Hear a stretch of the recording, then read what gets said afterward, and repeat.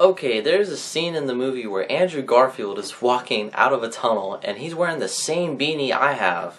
And I'm just saying, I had it first, Spider-Man. And besides, no one's ever seen me and Spider-Man in the same room. Okay, so The Amazing Spider-Man 2. The Amazing Spider-Man 2 is a sequel to The Amazing Spider-Man back in 2012 and is directed by Mark Webb once again. And that is the perfect name for a Spider-Man director. Andrew Garfield reprises his role as Spider-Man, Emma Stone reprises her role as Gwen Stacy, and Jamie Foxx and Dean McCann is in the movie as well. And the stakes in this movie are a little bit high as well. And what I love about the movie is that it wasn't afraid to go further than what any other superhero does. And by that I mean it tends to be a little dark at times. I like when movies do that, when a trailer is shown for a movie and given like a certain tone of it, and then when you actually go to a movie, it's not exactly that tone. And here we go. I love Andrew Garfield as Spider-Man. He's like the perfect choice for it. He's living it big in New York and people love him, and his girlfriend, played by Emma Stone, really loves him as well. I actually bought their relationship more than any other high school relationship I see in movies nowadays. I would see them on screen and I would think, you guys actually work as a real couple. It makes me almost think that you're a real couple in real life. And are they actually like a real couple in real life? I mean, I don't know. I don't follow celebrity love lives. It doesn't really matter to me anyway. So Andrew Garfield, perfect for Spider-Man, and Emma Stone, she does a really good job as well. And they work extremely well together.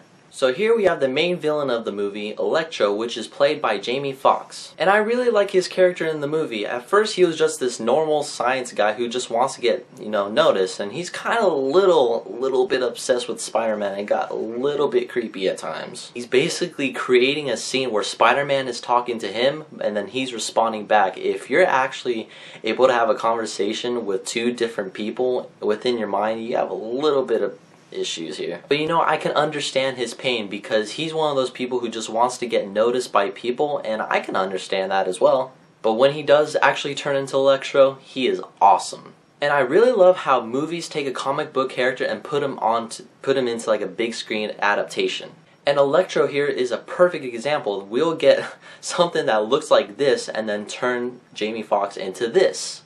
Yeah, a major transition. I prefer this version over the last version, Jamie Foxx's version. I actually mean Jamie Foxx's version over the comic book version. If you're having Django fly around with electricity body, ripping stuff apart with electricity, you might as well kill yourself. Now what worried me about going into this movie is that I'll look at the banner, it would show 3 villains in each. It shows the Rhino, the Green Goblin, and then Electro. And we've seen a Spider-Man villain give out 3 villains in the movie, and guess what that movie was? It was complete shit. But letting you guys know, all those doubts were laid to rest, and I was actually really entertained with this movie. But there's a couple things I didn't like in the movie. For example, Paul Giamatti's character as the Rhino, I don't know, I just felt like he just wasn't the Rhino. Just his character persona, I don't know, I just didn't like it. It just kind of came off as comic bookish and way over the top cheesy.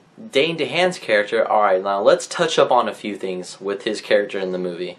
I like Dean DeHaan's character, him playing Harry Osborn. It was actually really good. The acting though, it really impressed me as the movie progresses though, because he begins to get more crazy and I really like that. I don't know, it's just me, but something about Dean DeHaan, it kind of reminded me of a young Leonardo DiCaprio. I don't know, that's just me. People are probably going to hate me when I say that, but you know what?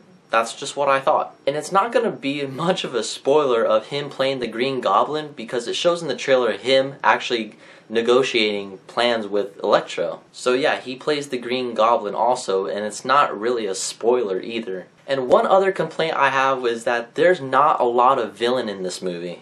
Most of it has to do with Peter Parker dealing with being Spider-Man, finding out who his parents are, and then dealing with his love life. Which is cool and great and all. I really like character development, but I kind of want to go into a superhero expecting villains and actually fighting in this movie. Kind of makes me sad, but you know what? This doesn't take away from it being an actually good movie. So overall, The Amazing Spider-Man 2 was actually well written. Andrew Garfield and Emma Stone worked well as a couple. Some scenes were actually touching. I actually sat there watching them on screen and I'm like, okay, awesome, so this is why couples date. Some scenes were actually hit me right here. There wasn't a whole lot of villain in this movie. It was mostly about Electro. Electro was the main villain in this movie. Green Goblin was on the side, and so was the Rhino. They weren't in this movie a whole lot. But I will say The Amazing Spider-Man was better than the first Amazing Spider-Man. The action, though, when it actually did happen, it was awesome. Oh, and this movie just totally sets up for the Sinister Six movie, which is coming out who knows when.